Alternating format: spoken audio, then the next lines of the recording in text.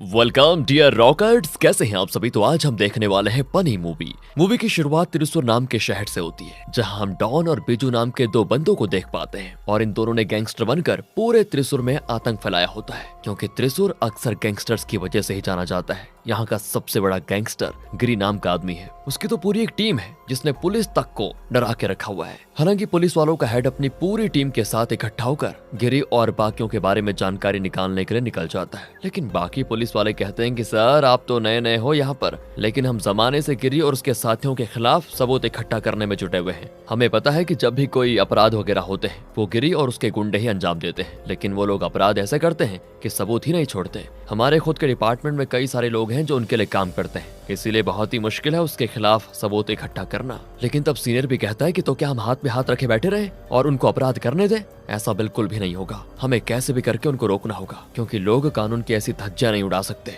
दूसरी तरफ डॉन और बिजू को किसी ने रमेश नाम के आदमी को मारने का ऑर्डर दिया था। रमेश का किसी दूसरे आदमी के साथ जमीन को लेकर झगड़ा चल रहा है और वो आदमी जमीन खरीदना चाहता है, पर रमेश बेचने को तैयार ही नहीं है। इसीलिए उस आदमी ने रमेश को मारने की सुपारी इन दोनों को दी है। इसीलिए ये दोनों खुलेआम बीच पब्लिक के सामने रमेश को एटीएम के अंदर घुसा कर मार देते हैं। ऐसी सफाई से उन्होंने रमेश को मारा होता है कि आसपास से गुजरने वालों को भनक तक नहीं लगती। दूसरी तरफ गिरी अपनी पत्नी गौरी के साथ ऑफिस में होता है, जहां उसके पूरे परिवार के लोग आए होते हैं। क्योंकि गिरी की बहन का आज बर्थडे है, तो सभी उसे किस तरह से सेलिब्रेट करेंगे इसी के बारे में बात होती है। गिरी की एक कजन भी है जो कि एक आईपीएस ऑफिसर है। वो चाहे तो आराम से गिरी के खिलाफ सबूत निकाल सकती है, लेकिन वो ऐसा नहीं करती। साथ ही ये रमेश जो मरा ना अभी, वो असल में गिरी की ही गैंग का मेंबर था जिसकी हत्या हो गई है। वहीं डॉन और बिजू दोनों हत्या करने के बाद खुद को मासूम बताकर लोगों को चिल्लाते हुए कहते हैं कि देखो यहाँ किसी की लाश पड़ी हुई है, किसकी है ये? और ये सुनते ही वहाँ पर लोगों की भीड़ जमा हो जाती है। लोग पुलिस को फोन पर बुलाते हैं, जो उस एटीएम को सील करके वहाँ जांच वगैरह शुरू करते हैं। एटीएम वैसे पिछले कुछ महीनों से बंद पड़ा हुआ था, इसीलिए वहाँ पर कैमरा भी नहीं था।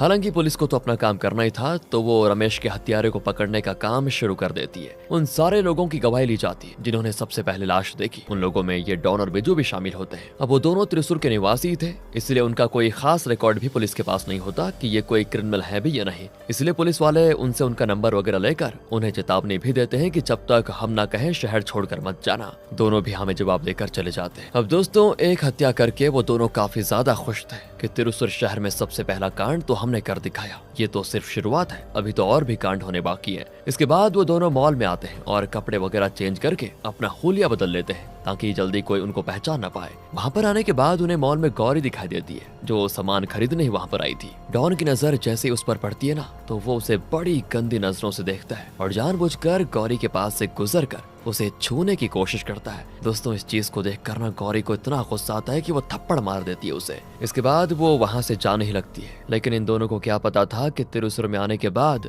इन्होंने सबसे बड़े गैंगस्टर की पत्नी के साथ ऐसी हरकत कर दी। अब कहीं इस वजह से इनका करियर शुरू होने से पहले ही खत्म ना हो जाए। अब गौरी जैसे परेशान होकर मॉल से जाती है, गिरी वहाँ पर पहुंच जाता है और उसे परेशान देखकर कहता है कि क्या हुआ, सब ठीक तो है ना, परेशान क्यों दिखाई दे रही हो? तब गौरी उसको सारी बात बताती है। ये सुनकर तो गिरी का गुस्सा बिल्कुल सातवें आसमान पर पहुंच जाता है कि आखिर उसकी इतनी हिम्मत मेरी पत्नी को छुए, और वो गुस्से में डॉन और बिजू को मार मार कर उनकी हालत खराब कर देता है। इतना ही नहीं, डॉन ने जिस हाथ से गौरी को छुआ था, गिरी उसका वो हाथ ही तोड़ देता है। इसके बाद वो आराम से गौरी के साथ वहाँ से चला जाता है। अब गिरी को तो लग रहा था कि ये मैटर यहीं पर खत्म हो गया, लेकिन उसे क्या पता था कि उसकी इस हरकत से गिरी को बड़ी मुसीबत होने वाली है। अगले सीन में यहाँ पर रमेश का अंतिम संस्कार किया जाता है, जिसमें गिरी भी शामिल होता है। रमेश का एक बड़ा भाई भी है, जो सभी से ये कह रहा होता है कि रमेश बहुत ही अच्छा इंसान था, काफी अच्छे पैसे थे इसके पास, जरूर पैसों के लिए ही मेरे भाई को किसी ने मार गिराया। बेचारे ने शादी तक नहीं की थी, अकेला जिंदगी गुजार रहा था, खत्म हो गई बेचारे की जिंदगी। दूसरी तरफ दोस्तों, डॉन और बिजू हॉस्पिटल में आते हैं, क्योंकि गिरी से मार खाने के बाद उन्हें एडमिट होना पड़ा था। तभी वहाँ पर दो बंदे आते हैं। इन दोनों ने ही डॉन और बिजू को रमेश को मारने की सुपारी दी थी। असल में दोस्तों, ये दोनों रमेश के बड़े भाई के बेटे हैं। रमेश अकेला था, उसके पास काफी ज्यादा संपत्ति थी, जो उसके मरने के बाद उसके बड़े भाई के पास जाएगी। और एक बार ये दोनों भाइयों के पिता को वो संपत्ति मिल गई तो बस ये दोनों अपने पिता को भी मरवा देंगे। इतने खतरनाक है ये, ताकि सारी संपत्ति दोनों के नाम हो जाए। इसीलिए इन्होंने डॉन और बिजू को 10 लाख रुपए दिए थे रमेश को मारने के लिए, जो काम उन्होंने सच में कर दिया। अब इन दोनों ने वैसे अपना काम तो कर दिया था, लेकिन गिरी की मार उनके मन से जाती नहीं। जब भी वो आंख बंद करते हैं तो उन्हें गिरी का चेहरा दिखाई देता है। इसीलिए दोनों डिसाइड करते हैं कि हम गिरी की जिंदगी नरक से भी बदतर बना देंगे, ताकि कभी हमारे साथ वो आंख उठाकर भी ना देखे। अब गिरी से से बदला लेने के लिए सबसे पहले तो दोनों उसका घर ढूंढते हैं कि असल में वो रह कहाँ रहा है। ज्यादा मेहनत नहीं करनी पड़ती उनको और उन्हें गिरी का घर मिल जाता है। इसीलिए यहाँ से दोनों अब उन पर नजर रखना शुरू कर देते हैं। दोपहर के टाइम गिरी कुछ जरूरी काम से बाहर गया हुआ था और घर में गौरी अकेली होती है। इसी मौके का फायदा उठाकर ये दोनों घर में घुस आते हैं और गौरी को पकड़कर उसकी ही साड़ी से उसका हाथ बांध देते हैं। अब डॉन कहता है कि क्या है ना, तेरे पति ने हमारे ऊपर हाथ उठाकर बहुत बड़ी गलती कर दी है। हमसे पंगा लेने का अंजाम क्या होता है आज उसको पता चलेगा, तुम देखना अपनी आंखों से। इसके बाद वो दोनों मिलकर गौरी के साथ सारी गलत हरकतें करते हैं। बेचारी गौरी मदद के लिए चिल्ला रही होती है लेकिन घर में कोई मौजूद ही नहीं होता।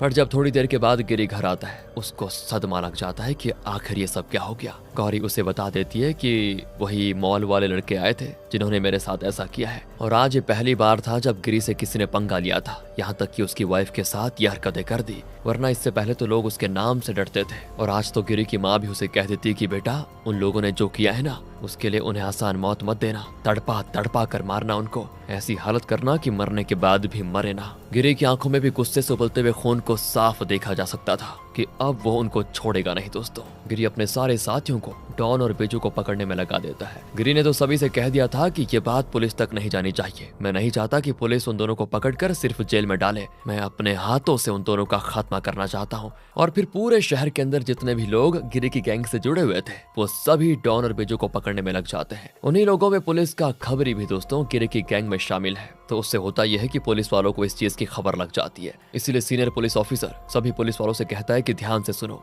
बिजू और डॉन को हमें गिरी के उन गुंडों से पकड़ने से पहले पकड़ना होगा। इसलिए वो सभी भी उन दोनों को ढूंढने में लग जाते हैं। दूसरी तरफ काफी मशक्कत करने के बाद गिरी के साथियों को पता चल जाता है कि रमेश को भी उन्हीं दोनों ने मार गिराया था। साथ ही डॉन के गांव का एड्रेस भी मिल जाता है लेकिन बिजू का कोई अता पता नहीं होता। इसलिए गिरी के साथी डॉन के गांव पहुंच जाते हैं और वहां आकर उसके पिता को ही उठाकर लेकर जाते हैं। डॉन के पिता भी हैरान कि आखिर ये सब लोग हैं कौन और मेरे साथ करने क्या वाले हैं। तब वो लोग उन्हें बता देते हैं कि तुम्हारे बेटे ने क्या क्या कांड किया है और वो भी किस बंदे के साथ किया है। ये सुनकर बेचारे डॉन के पिता भी हैरान, कहते हैं मैंने तो अपने बेटे को शहर काम करने के लिए भेजा था, न जाने वो ये क्या कर रहा है। और उन्हें भी पता नहीं होता कि डॉन अभी कहाँ हो सकता है, लेकिन उनके जरिए डॉन का पता लगाया जा सकता था। इसीलिए गिरी के साथ ही डॉन के पिता के मोबाइल से डॉन को फोन लगाते हैं, जहाँ गिरी का भाई देवा फोन पर ही डॉन के पिता को मारते हुए उनकी चीखें डॉन को सुनाता है और कहता है कि अभी तो सिर्फ मारा है, जल्द ही नहीं आया तो जान से मारने में भी देरी नहीं लगेगी, क्योंकि तूने जिससे पंगा लिया है ना तो कब्र में भी क्यों ना चले जाए, गिरी तुझे वहां से भी खोद कर बाहर निकाल लेगा। ज्यादा टाइम नहीं है तेरे पास,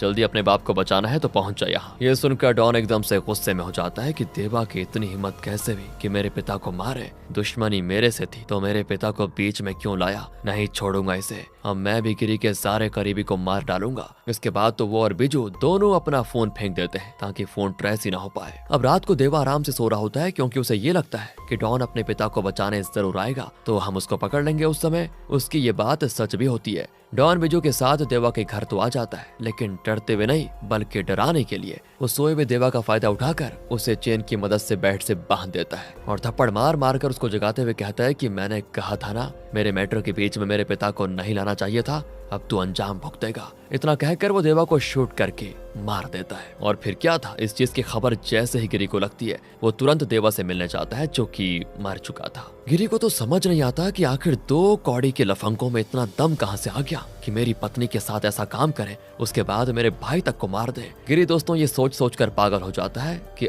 अब मैं कैसे भी करके उन दोनों को अपने कब्जे में लेना चाहता हूँ। उन्हें मारूंगा नहीं, ऐसा मारूंगा कि बस। देवा के मरने की खबर मीडिया तक चली जाती है, इसीलिए ऑफिशियली तौर पर पुलिस भी अब इस केस में इन्वॉल्व हो जाती है। वो लोग भी डॉन और बिजू को पकड़ना चाह रहे होते हैं और पब्लिक तो इस चीज से बड़ी खुश होती है कि चाहे कोई भी हो, गुंडे शहर में मर रहे हैं, बढ़िया हो रहा है, ताकि गुंडा राज खत्म हो जाए। उनको क्या पता था कि गिरी अगर खत्म हुआ तो डॉन और बिजू लोगों का जीना हराम कर देंगे। गिरी तो फिर भी सिर्फ दुश्मनों के साथ गलत बर्ताव करता है, लेकिन ये दोनों तो निर्दोषों को बस अपने पैसों के लिए मारते हैं। दूसरी तरफ अपने भाई के मरने की वजह से गिरी बहुत ही उदास होकर घर जा रहा होता है, लेकिन तभी छुप कर ये दोनों उस पर गोलियां चलाने लगते हैं ताकि गिरी को भी मार दे। कुछ गोली तो गिरी के कंधे पर लग जाती है, लेकिन फिर भी वो अपनी राइफल निकाल कर जैसे गोलियां चलाना शुरू करता है वो दोनों भी बाइक पर सवार होकर भाग जाते हैं। गिरी भी पूरे गुस्से के साथ अपनी गाड़ी गाड़ी लिए उनके पीछे जाता है, क्योंकि पहली बार ये उसकी नजर में आए थे। ऐसे तो वो उन्हें जाने नहीं दे सकता। लेकिन तभी डॉन और बिजू अपनी बाइक में ब्रेक लगाकर तुरंत रिटर्न भागते हैं। अब बाइक में तो तुरंत रिटर्न लग जाता है, कार में थोड़ा लगेगा। इसी वजह से जब तक गिरी कार घुमाता तब तक ये दोनों वहाँ से बहुत दूर निकल जाते हैं, इसीलिए वो उन्हें पकड़ नहीं पाता। अब डॉन और बिजू दोनों वहाँ से जंगल में बने एक झोपड़ी के पास जाते हैं, जहाँ वो छुप कर रह रहे होते हैं। लेकिन झोपड़ी की लाइट जलती हुई देखकर उन्हें शक हो जाता है कि शायद अंदर कोई है जो उन्हीं का इंतजार कर रहा है, इसीलिए वो दूसरा ठिकाना ढूंढने निकल जाते हैं। दोनों वैसे दिखने में नौसिखिए लगते हैं, लेकिन हर कदम फूंक फूंक कर रखते हैं दोस्तों, ताकि पकड़े ना जाए। पर जैसे ही वो दूसरा ठिकाना ढूंढने जाते हैं तभी गिरी फिर से उनके पीछे पड़ जाता है, और इस बार तो वो एकदम तेज रफ्तार में गाड़ी चलाकर उनकी बाइक के सामने ही उन्हें ठोक देता है। इस चीज से वो दोनों बाइक से नीचे गिर जाते हैं, और किस्मत उनका साथ दे जाती है, क्योंकि सड़क के किनारे ही तालाब होता है जिसमें गिरकर वो वहां से भाग चुके होते हैं। गिरी की वही हालत हो चुकी थी, हाथ तो आया लेकिन मुंह को ना लगा। पर तब भी गिरी चुप बैठने वाला नहीं था। वो जब तक उन दोनों को मार नहीं देता तब तक शांत नहीं होगा। अगले सीन में उन दोनों भाइयों को भी पकड़ लिया जाता है, जिन्होंने रमेश को मारने के लिए डॉन और बिजू को सुपारी दी थी, जिस वजह से हत्यारा कौन है ये पुलिस को पता चल जाता है। लेकिन हाँ, उन दोनों को पकड़ना अभी भी बाकी था। अब रात को गिरी का साला दीपक डॉन के पड़ोस में रहने वालों को कुछ पैसे दे रहा होता है, ताकि अगर कभी बाय चांस डॉन यहाँ पर आए तो वो लोग तुरंत उसे फोन करके उसके बारे में बता दे। इसीलिए जैसे वो ये काम करके घर जा रहा होता है तभी वहाँ डॉन और बिजू पहुंच जाते हैं। अब डॉन दीपक से कहता है कि मेरे पिता को उठाकर सबक नहीं मिला क्या तुम लोगों को, जो अब मेरे पड़ोसियों को खरीदने पहुंच गए। अरे हिम्मत है तो सीधे हम दोनों को पकड़ कर दिखाओ ना, दूसरों का सहारा लेने की क्या जरूरत है। इतना कहने के बाद डॉन कई बार चाकू की मदद से दीपक पर हमला कर देता है। इसके बाद वो दीपक के फोन से गुस्सा दिलाने के लिए गिरी को कॉल करता है और उससे कहता है कि तेरा साला जिंदगी और मौत के बीच लटक रहा है, अब उसे बचा सकता है तो बचा ले। गिरी तुरंत ही दीपक को बचाने पहुंच जाता है और किस्मत से सही टाइम पर वो पहुंच भी जाता है। इसीलिए दीपक को हॉस्पिटल में एडमिट करने के बाद डॉक्टर कहते हैं कि दीपक खतरे से बाहर है। तब पूरे परिवार वालों की जान में जान आती है। अब पुलिस वाले गिरी के पास आकर कहते हैं कि देखो, हम डॉन और बिजू के पीछे लगे हुए हैं, हमारी पूरी एक टीम इस पर काम कर रही है, इसलिए प्लीज तुम लोग पीछे हट जाओ और कानून को अपने हाथ में मत लो। पर गिरी कहता है कि तुम्हारी टीम तो कब से काम कर रही है, उसके बावजूद भी मेरा भाई मर गया, मेरे साले के ऊपर जानलेवा हमला हुआ, अब क्या अपने पूरे परिवार को मरने दूं, उसका इंतजार करूं? एक बार वो दोनों मेरे हाथ लग गए ना तो उन्हें जिंदा नहीं छोड़ूंगा, ये बात याद रखना। पुलिस वाले भी ये सुनकर खामोश हो जाते हैं, क्योंकि उनके पास कोई सुराग ही नहीं था। इधर सारे लोग परेशान थे, लेकिन डॉन और बिजू तो रुकने का नाम ही नहीं लेते। अब तो उन्होंने गिरी की माँ को अपना अगला टारगेट बना लिया होता है। गिरी की माँ जैसे हॉस्पिटल की लिफ्ट में होती है, उसके अंदर वो दोनों पहुंच जाते हैं, वो भी बुर्का पहनकर, और गिरी की माँ पर भी चाकुओं से हमला कर देते हैं। लेकिन किस्मत से उन्हें भी बचा लिया जाता है। गिरी की हालत खराब, उसे समझ नहीं आता कि करे तो करे क्या, कैसे ढूंढे उन दोनों को, क्योंकि अगर जल्दी कुछ ना किया गया तो पूरा परिवार खत्म हो जाएगा। तभी उसका दोस्त उसको फोन करके कहता है कि डॉन और बिजू ने सरेंडर कर दिया है, वो भी पुलिस के सामने, अभी वो दोनों जेल के अंदर है। ये सुनते ही गिरी तुरंत पुलिस स्टेशन आता है, जहाँ सच में दोनों जेल के अंदर मौजूद होते हैं। अब गिरी का तो मन कर रहा था कि जेल के अंदर घुसकर दोनों को अभी खत्म कर दूं, लेकिन पुलिस वाले उससे कहते हैं कि देखो, अब टेंशन लेने की जरूरत ही नहीं है, हमने इतने चार्जेस लगाए हैं कि कभी दोनों बाहर नहीं आ पाएंगे। और दोस्तों, यही तो था दोनों का प्लान। उन्हें पता था कि एक बार वो खुद को पुलिस के हवाले कर दे तो पुलिस कानून के हिसाब से उनको सजा देगी, और गिरी और उसके साथियों से बचाएगी भी पुलिस। अब थोड़े दिन जेल में बिताने के बाद रिश्वत वगैरह देकर वो बाहर आ ही जाएंगे, ये उनका प्लान है। गिरी को भी ये बात बड़े अच्छे से पता होती है कि दोनों का प्लान चल क्या रहा है, इसीलिए अभी के लिए तो गिरी जेल से चला जाता है। लेकिन अगले दिन जब दोनों यानी कि वो डॉन और बिजू कोर्ट में जा रहे होते हैं तो गिरी के साथ ही स्नाइपर की मदद से दोनों पर गोलियां चला देते हैं। लेकिन गोली चलने के बाद भीड़ में हड़कंप मच जाती है। पुलिस वाले भी तुरंत उन दोनों को बचाकर गाड़ी में डाल देते हैं ताकि उन्हें हॉस्पिटल ले जा पाए। दोनों की जान तो बच जाती है, पर ऐसा लगता है कि गिरी का प्लान फेल हो गया। अब वो पुलिस के चंगुल से इन दोनों को छुड़ा नहीं सकता। पुलिस पूरे हॉस्पिटल को अच्छे से घेर लेती है ताकि कोई भी उन दोनों को कुछ कर ना पाए। लेकिन जिस वार्ड के अंदर वो दोनों मौजूद होते हैं, गिरी का दोस्त बाहर से वार्ड की दीवार ही तोड़ देता है और दोनों को हॉस्पिटल के अंदर से उठा लेता है। पुलिस सिर्फ हाथ पे हाथ धरी रह जाती है। अब यहाँ से हम जंगल में बने घर को देखते हैं, जिसके अंदर ही डॉन और बिजू मौजूद है, और तब पूरे गुस्से के साथ गिरी वहाँ पर आता है। यहाँ कोई नहीं होता उसको रोकने वाला, वो जैसे चाहे वैसे तड़पा तड़पा कर उन दोनों को मार सकता है। अब हाँ, गिरी इतनी आसान मौत तो उनको देने से रहा। वो पहले तो जी भर के दोनों को मारता है। जो भी इन दोनों ने उसके परिवार वालों के साथ किया उसका पूरा बदला ले रहा होता है। पर तब भी डॉन गिरी से कहता है कि किस काम का तू गुंडा है रे, तेरी पूरी टीम के होते हुए हम दोनों ने मिलकर इस शहर के सबसे बड़े गुंडे की नींद हराम कर दी। अरे हम मर भी गए ना तो कोई फर्क नहीं पड़ता, क्योंकि हमें त्रिशूल में दहशत फैलानी थी जो हमने कर दिखाया। वो फिर से गिरी को उसकी पत्नी के बारे में कहकर गुस्सा दिलाने लग जाता है कि सच बताएं तो भाभी बड़ी कमाल की चीज है। और फिर क्या था, इस चीज से गिरी के सब्र का बांध टूट जाता है और वो सबसे पहले बिजू को, उसके बाद डॉन को बॉम्ब लगाकर चिथड़े उड़ा देता है उनके। बड़ी भयानक मौत होती है दोनों की। आखिरकार गिरी ने अपना बदला ले लिया था और उसने ये भी बता दिया था कि त्रिशूल का असली गुंडा कौन है। इसी के यानी मिक्स फीलिंग के साथ दोस्तों ये मूवी यहाँ पर खत्म होती है। बाकी अगर आपको वीडियो अच्छी लगी हो, स्टोरी अच्छी लगी हो, एक्सप्लेनेशन अच्छा लगा हो तो लाइक कीजिए, चैनल को सब्सक्राइब ध्यान रखिएगा अपना। And finally thanks for watching.